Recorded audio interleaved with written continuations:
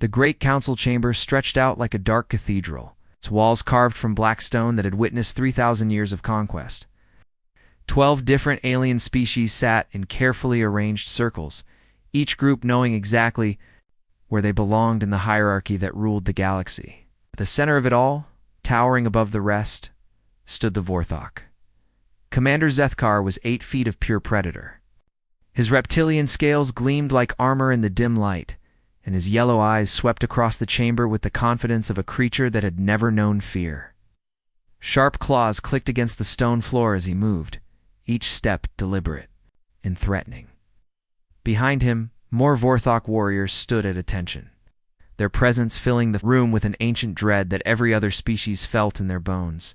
The smaller aliens kept their heads down. The Chitauri insect-like creatures with compound eyes buzzed nervously among themselves. Their thin bodies trembled as Zethkar passed their section. Nearby, the gaseous nebulans floated in their containment suits, their forms shifting anxiously, as they tried to make themselves as small as possible. Even the crystalline Praxians, normally proud of their diamond-hard bodies, dimmed their natural glow to avoid drawing attention.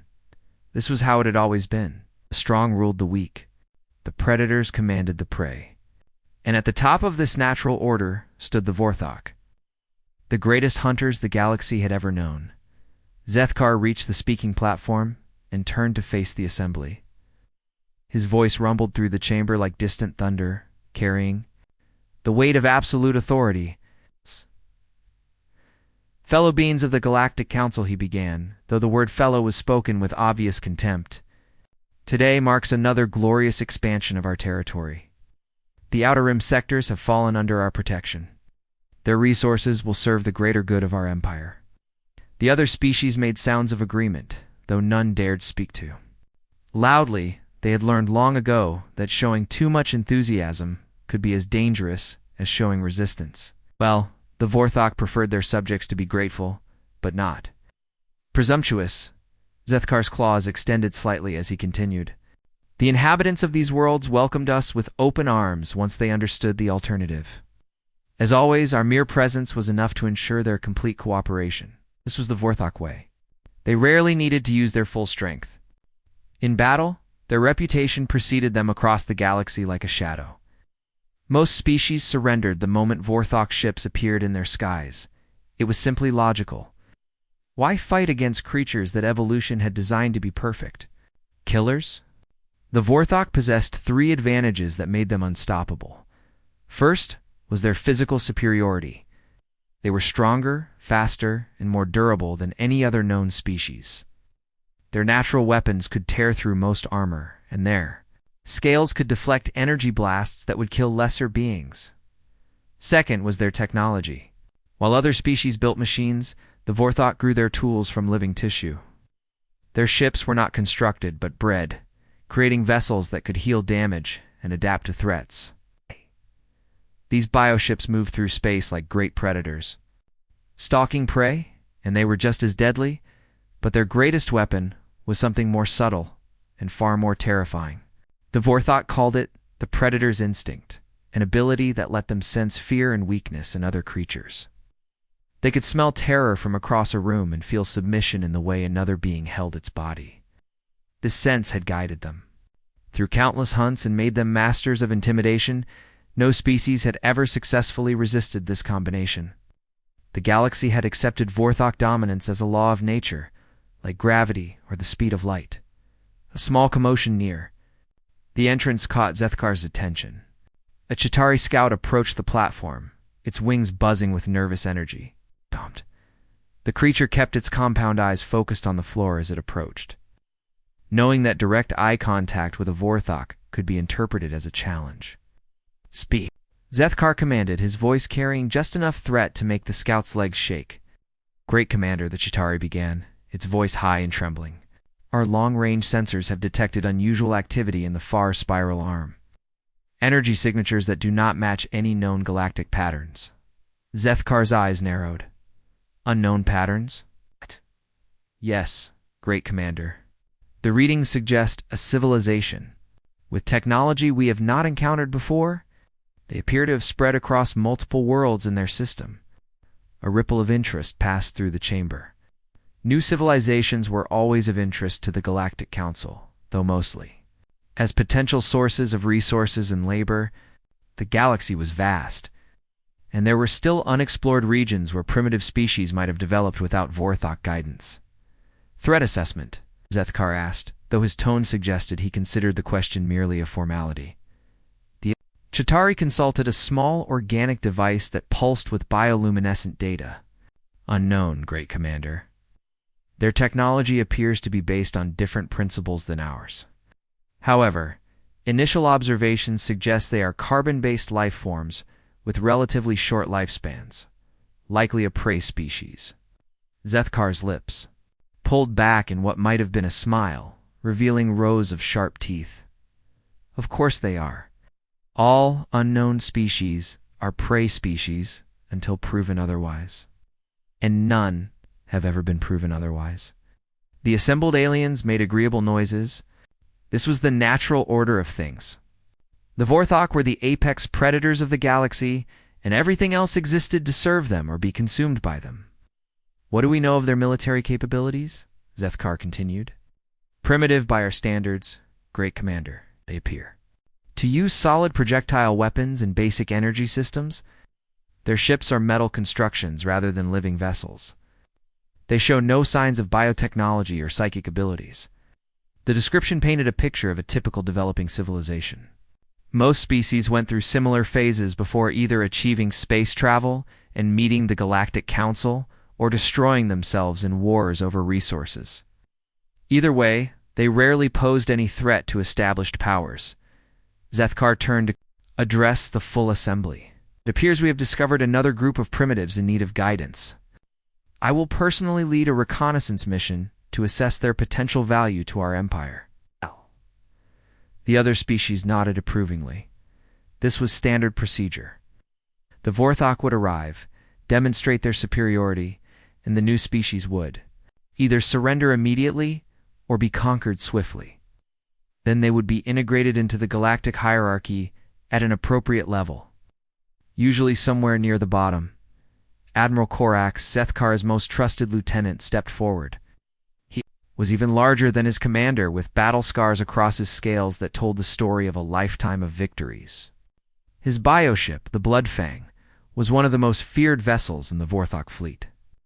"How large a force should we bring, Commander?" Korax asked. Zethkar considered the question. Too large a force might frighten the primitives into doing something foolish, like trying to fight back. Too small a force might give them false hope.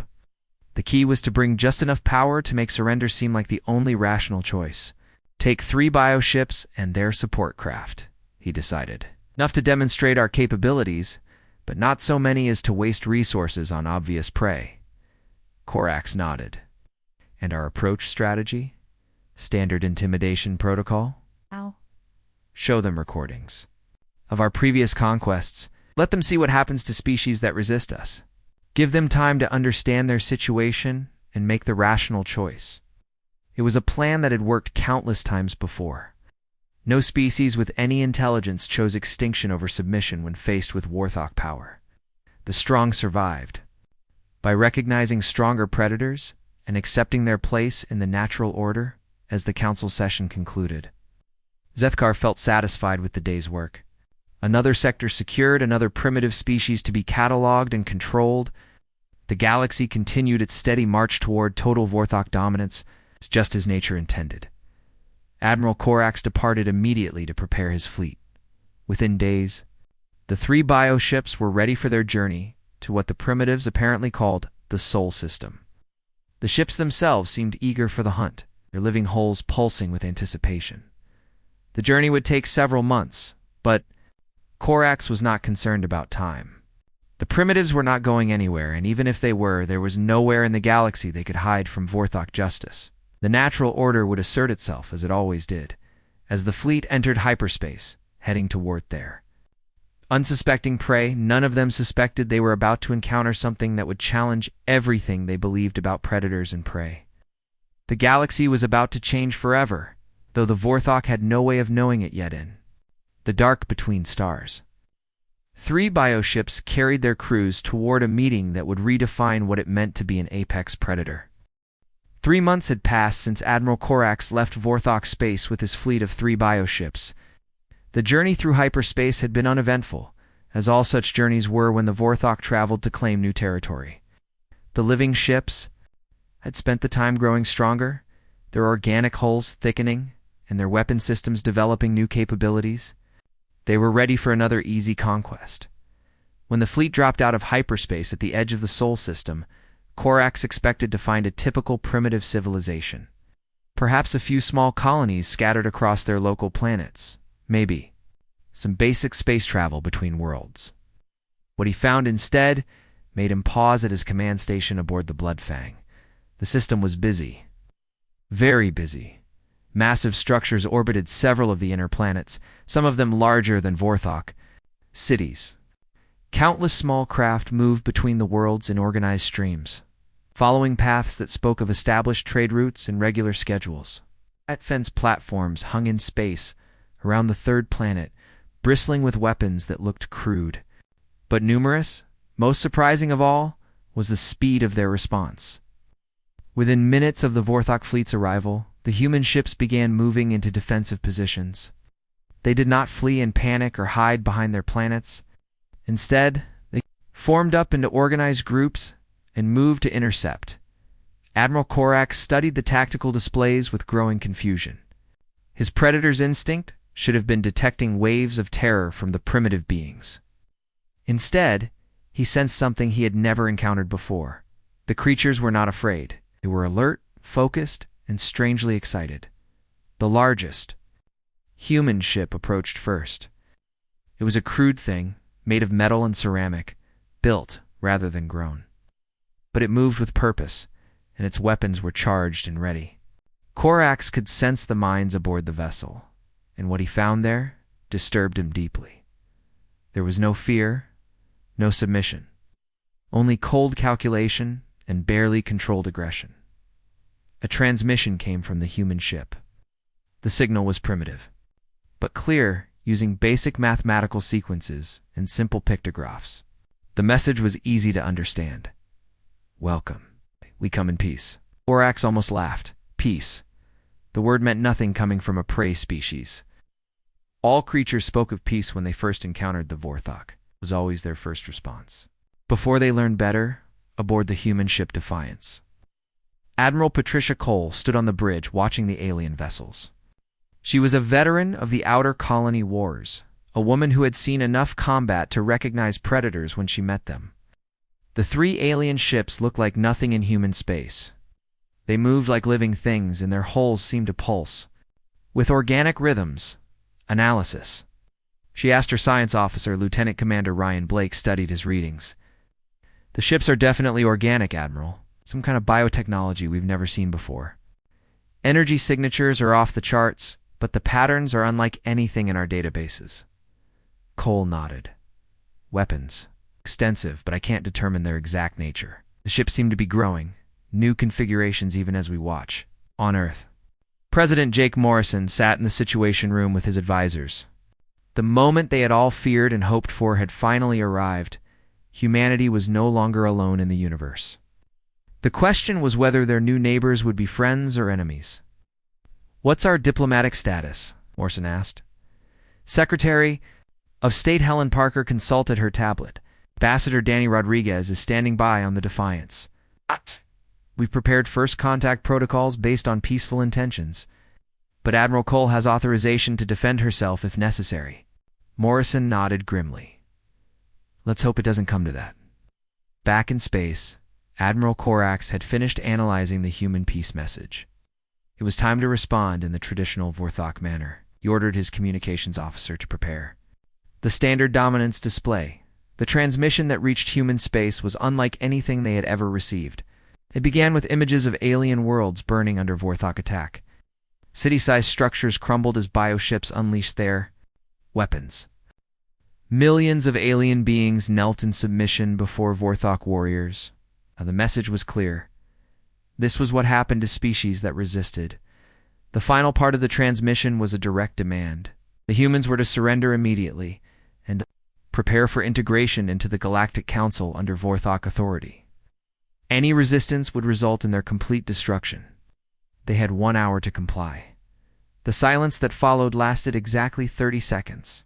Then Captain Danny Rodriguez, former Marine and now humanity's first interstellar diplomat, stepped in front of the communication array. He was a calm man, someone who had faced death before and learned not to let fear control his actions. His response would become one of the most famous moments in human history. "We appreciate your introduction to galactic politics," he said, his voice steady and professional.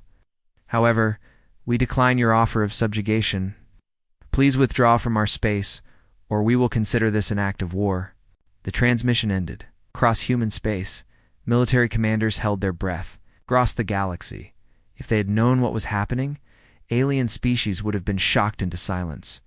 No one had ever refused a Vorthok demand. It simply did not happen. Admiral Corax stared at his communication display as if it had malfunctioned. He replayed the human message 3 times, certain he had misunderstood something. But the words were clear, and his predator's instinct confirmed what his mind could not accept. The humans were not afraid. They were not submitting. They were preparing to fight. For the first time in his life, Corax felt something he did not recognize. It would be hours before he understood that the feeling was uncertainty. "Sir," his tactical officer asked. "Your orders?" Corax forced himself to focus. The situation was unprecedented, but the solution was simple. The humans were clearly too primitive to understand what they faced. A demonstration of Vorthok power would correct their misunderstanding quickly enough. "Target the mining station in the asteroid belt," he ordered. "Minimal force. We will show them what resistance costs." The Bloodfang moved toward the human mining facility with 2 escort craft.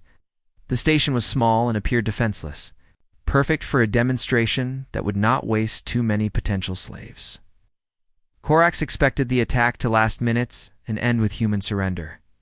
He was wrong. The moment the Vorthok ships entered weapons range, the mining station exploded into action. Hidden weapon ports opened along its surface, revealing defense systems that had been completely concealed. Energy beams lanced out at the approaching bioships, followed by swarms of missiles that moved in complex patterns, designed to overwhelm point defenses. But that was not the most surprising part. As the Vorthok ships engaged the station, human fighter craft appeared from everywhere. They'd been hiding behind asteroids, drifting with their engines cold, waiting for exactly this moment. Now, they swarmed toward the larger ships in attack formations that Corax had never seen before. The fighters were piloted by humans like Commander Lisa Park and Captain Kevin Walsh, veterans who had learned their skills in conflicts across human space. They flew with a precision that seemed almost supernatural, coordinating their attacks with split-second timing. But what disturbed Corax most was their willingness to sacrifice themselves for tactical advantage. One fighter, damaged by Vorthok weapons, deliberately rammed into a bioship's weapon port rather than retreat. Another group of pilots flew a suicide run to draw fire away from evacuation shuttles carrying civilian miners to safety. This was not the behavior Corax expected from a prey species. The Vorthok ships had superior firepower and armor, but the humans fought with tactics that seemed designed by predators. They attacked in coordinated groups, used the environment to their advantage, and showed no fear of death if it meant achieving their objectives. For the first time in Vorthok history, Admiral Corax found himself ordering a retreat, as his damaged ships pulled back toward the edge of the system. Corax tried to process what had happened. His predator's instinct was sending him signals he could not interpret. The humans were not prey. They were not afraid. And most disturbing of all, they seemed to become more dangerous when threatened. Not less in the human command center, Admiral Cole watched the alien ships withdraw with grim satisfaction. They had won the first engagement, but she knew it was only the beginning. Aliens would be back, and next time they would bring more ships. "Get me a full damage report," she ordered, "and contact President Morrison. Tell him first contact is officially over. We're at war." As the Vorthok fleet regrouped in the outer system, Admiral Corax sent his report back to the homeworlds. For the first time in 3,000 years, a Vorthok commander had to admit defeat. But more than that, he had to report something that challenged everything the Vorthok believed about the nature of predators and prey. The humans were not behaving like any species the galaxy had ever seen. They fought like pack hunters, each individual willing to die for the group. They coordinated their actions with precision that suggested a level of cooperation the Vorthok could not understand. And most troubling of all, they seemed to thrive. Under pressure, Korax ended his report with a warning that would shake the foundations of Vorthok society. We may have encountered something new, something dangerous, something that hunts. Admiral Korax sat in the living command chamber of his bioship, staring at the report he had to send home. The walls around him pulsed with a nervous rhythm that matched his own heartbeat. For 3 days he had tried to understand what had gone wrong during the attack on the human mining station. For 3 days he had failed to find an answer that made sense. The Bloodfang floated at the edge of the Sol system, along with his 2 remaining escort ships. One bioship had been so badly damaged in the fighting that it could barely move. The humans had hurt them, actually hurt them, and Korax still could not believe it was possible. His tactical officer approached carefully. All Vorthok were nervous. Around their superiors, after a defeat, and defeats were so rare that no one knew quite how to behave. "Admiral," the officer said, keeping his voice low. "The communication array is ready. Command is waiting for your report." Korax nodded slowly. He had put off this moment as long as possible, but the truth could not be hidden forever. He activated the long-range transmitter and began speaking to the assembled Vorthok leadership back home. "Honored commanders," he began, using the formal address required for such communications, "I must report an unexpected development in the conquest of the Sol system primitives." He paused, searching for words that would not sound like madness. How could he explain that a prey species had fought back? How could he make them understand that the humans seemed to become more dangerous when threatened? "The local species has refused standard dominance protocols," he continued. "They have engaged our forces in combat and inflicted significant damage on our vessels.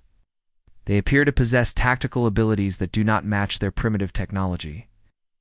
Response from home was immediate and angry. Commander Zethkar's voice came through the communicator with barely controlled rage. "Explain yourself, Admiral.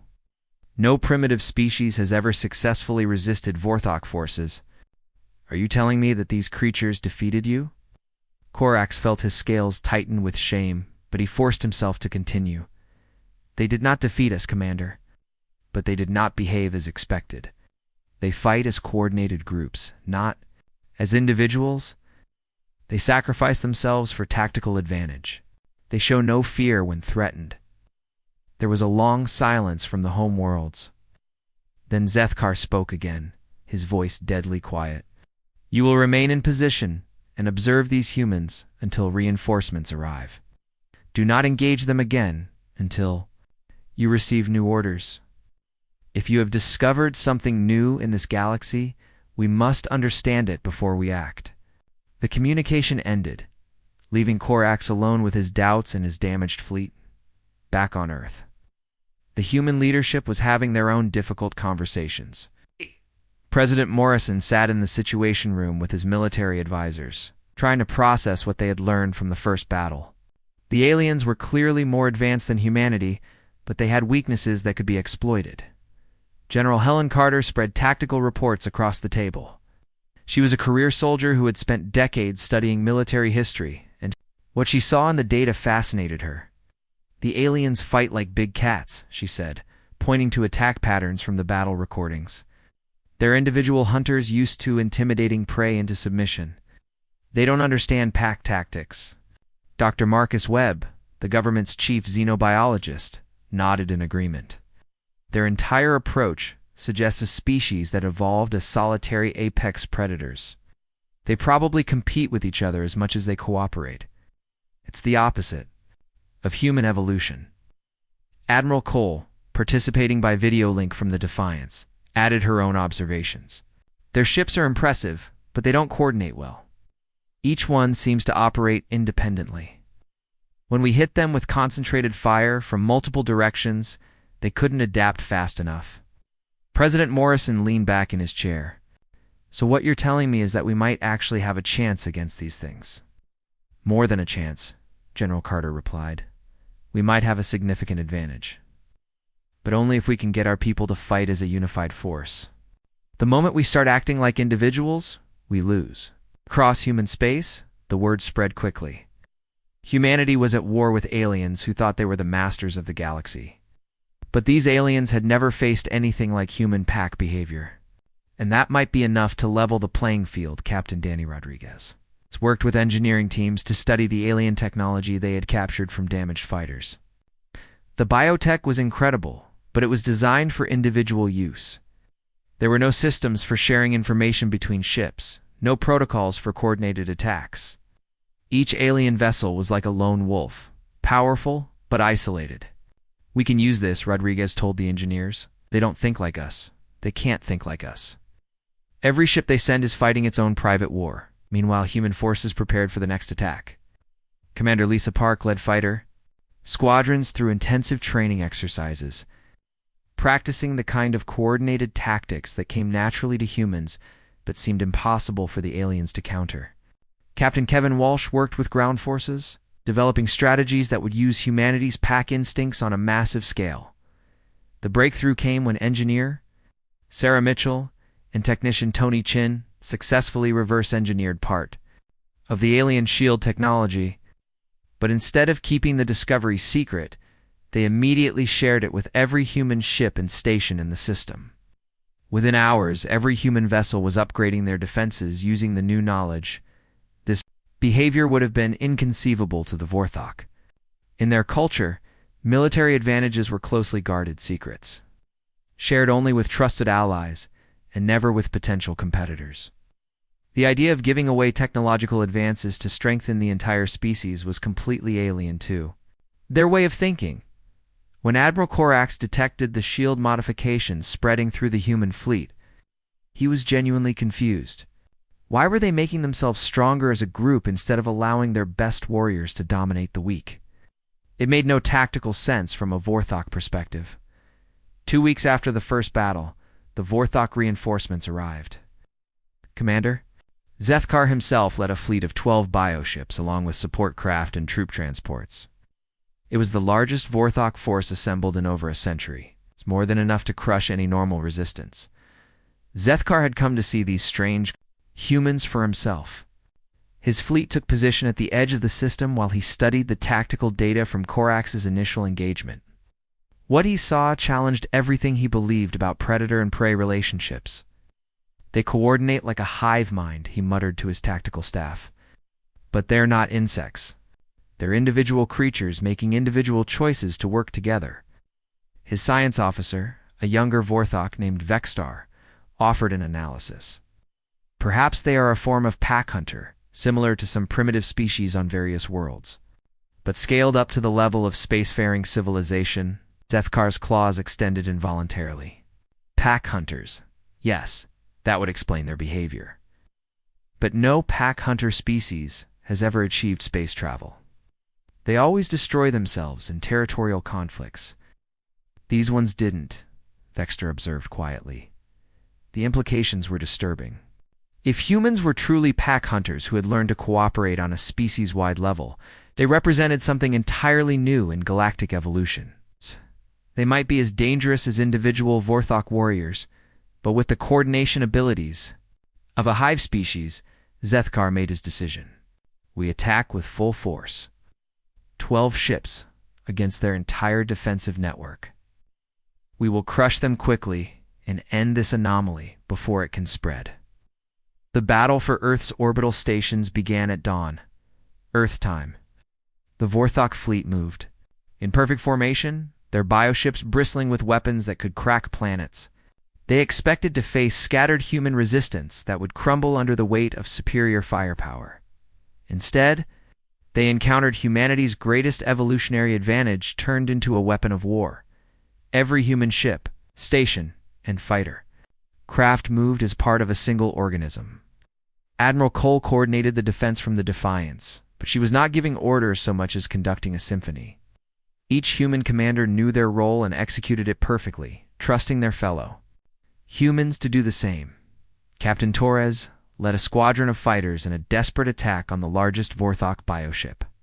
Half his pilots died in the assault, but their sacrifice created an opening for Major Kate Sullivan's ground forces to board the alien vessel. The boarding party fought room by room through the living ship, planting explosives that would cripple its weapons systems. Lieutenant Amy Foster coordinated with orbital defense platforms to create overlapping fields of fire that channeled the Vorthok ships into kill zones. Her stations took enormous damage, but they held long enough for Colonel Rick Martinez to launch a counterattack from the moon bases. The Vorthok found themselves fighting an enemy that seemed to anticipate their every move, and when they concentrated on one target, the humans would sacrifice that position to gain advantage somewhere else. When they tried to divide their forces, coordinated human attacks would overwhelm isolated ships. Most disturbing of all was the human response to losses. When Vorthok warriors died, their ships would pull back to preserve remaining forces. The news of the human victories spread through the galaxy like a wildfire that no one could put out. For 3,000 years, the Galactic Council had lived under one simple truth: the Vorthok were unstoppable. Now, in hidden corners of alien worlds, creatures that had never dared to hope began whispering about the impossible. On the crystalline world of Praxis 7, the rock-like beings called Stone Readers gathered in their deep caves to discuss what they had heard. Their leader, Crystal Sonico, spoke in the harmonic tones that all Praxians used for important conversations. The reports say the humans defeated Vorthok ships twice. She hummed to the assembled council. Not just survived, defeated, made them retreat. Around her, other Praxians flickered with nervous light. To speak of Vorthok defeat was dangerous, even in the deepest caves where no surveillance could reach. Perhaps it is just a story, suggested another council member. The Vorthok spread false tales to test our loyalty, but Crystal Song Echo had studied the intercepted communications herself. Her people were naturally gifted at reading energy patterns, and the fear in the Vorthok transmissions was real. Something had truly frightened the galaxy's masters, and that something was a species called humans. Similar conversations were happening across dozens of worlds. The insectoid, Chitauri, buzzed with excitement in their hive clusters. The gaseous nebulans swirled in agitated patterns within their containment cities. Even some of the more warlike species, like the scaled Reptani, began to wonder if the unthinkable might be possible. On Earth, humanity was preparing for what they knew would come next. The Vorthok would not give up after 2 defeats. They would return with more ships, better tactics, and a determination to crush the upstart species that dared to challenge their authority. President Morrison stood before a joint session of Congress, addressing not just Earth's leaders, but representatives from every human colony in the solar system. His words would be remembered for centuries to come. Fellow humans, he began, his voice carrying across the packed chamber. We are not alone in the universe. We have also learned that our neighbors believe in ruling through fear and domination. But they have made one critical mistake. They have underestimated what humans can accomplish when we work together. The chamber erupted in applause, but Morrison raised his hand for silence. The fight is not over. It has barely begun. The aliens will return with greater force, and when they do, we must be ready not just to defend ourselves, but to offer hope. 2 others who have suffered under their rule? This was humanity's next great decision. They could focus on defending Earth and hope the aliens would eventually leave them alone. Or they could take the fight to the enemy and try to change the galaxy forever. Admiral Cole, now promoted to head of all human space forces, made the recommendation that would alter galactic history. We go on the offensive, she told the War Council, but not the way they expect. We don't attack their worlds. We liberate their slaves. Dr. Webb had been studying the intercepted alien communications for weeks. His analysis revealed something crucial about galactic society. The Vorthok rule through fear, but their empire is built on the labor of dozens of enslaved species. If we can convince those species to rebel, the Vorthok will face a galaxy-wide revolution. It was a strategy that could only work for humans. Any other species would try to build alliances based on mutual benefit or shared fear. Humans offered something entirely different. They offered to share their pack bond with anyone willing to join them. Captain Rodriguez led the first diplomatic mission to the Kepler system, home of a herbivorous species that had been under Vorthok rule for 800 years. The Keplers were tall, graceful beings who looked like walking trees, with bark-like skin and leaves that changed color with their emotions. When human ships appeared in Kepler space, the locals panicked. For centuries, the only visitors to their world had been Vorthok tax collectors and slave recruiters. They assumed the humans were another predator species coming to exploit them. Rodriguez opened communications with a message that no Kepler had ever heard before. We are humans from the Sol system. We come not as conquerors, but as friends. We have fought the Vorthok and driven them from our space. We offer you the same chance for freedom.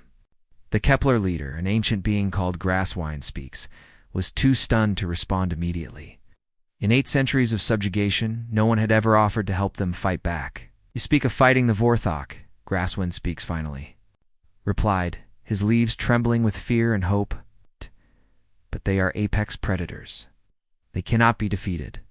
They can be, Rodriguez answered simply. And they have been. I can show you how. What followed was unprecedented in galactic history. Instead of demanding tribute or slaves, the humans began sharing everything they had learned about fighting. The Vorthok. It gave the Keplers defensive technology, tactical training, and most importantly, the belief that resistance was possible.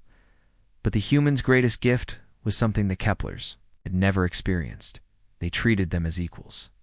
Commander Danny Shaw and diplomat Karen Price worked with Kepler scientists as partners, not as masters giving orders to servants. When the Keplers contributed their natural gifts for mathematics and orbital mechanics, the humans treated these contributions as valuable assets rather than expected services. Within months, the first free species alliance was born. The Keplers provided the mathematical framework for coordinated fleet movements. Humans provided the military leadership and pack tactics. Together, they began reaching out to other enslaved species, the artistic melody makers, who communicated through complex songs.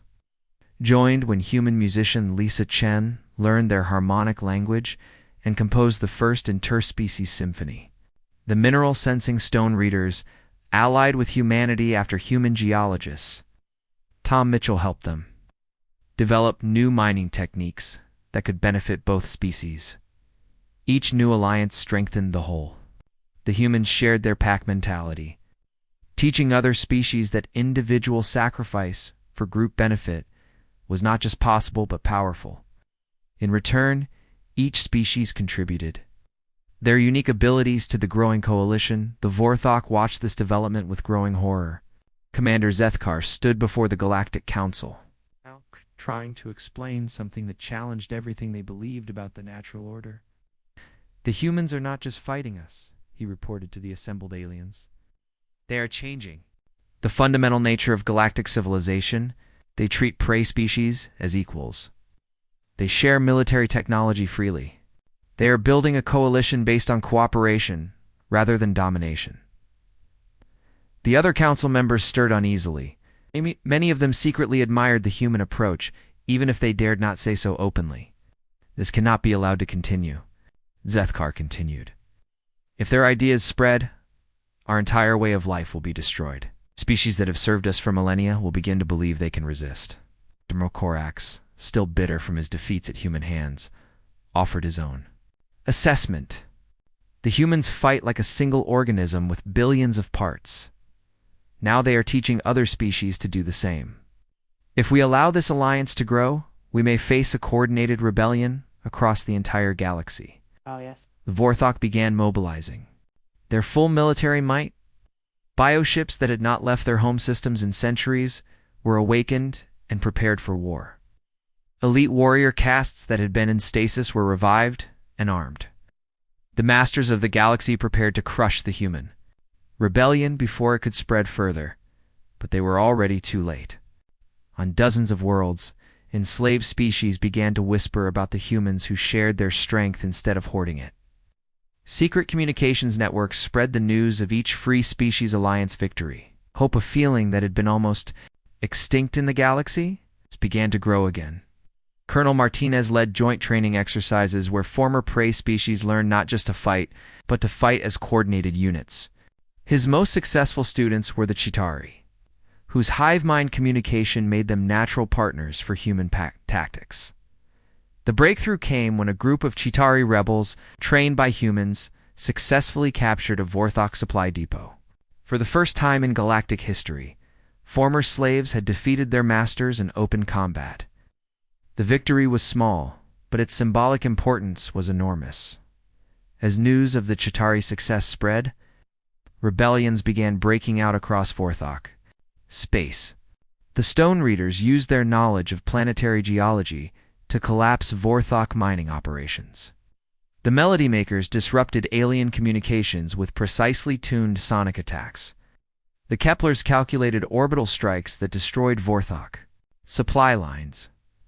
Each rebellion was coordinated with human forces, but led by the local species themselves. The humans had learned that lasting freedom could not be imposed from outside. It had to be won by those who would live with the consequences. The Free Species Alliance grew from 3 species to 12, then to 24. Each new member brought unique capabilities and fresh perspectives on how to fight the Vorthok. More importantly, each new member proved that the human way of cooperation could work across species lines.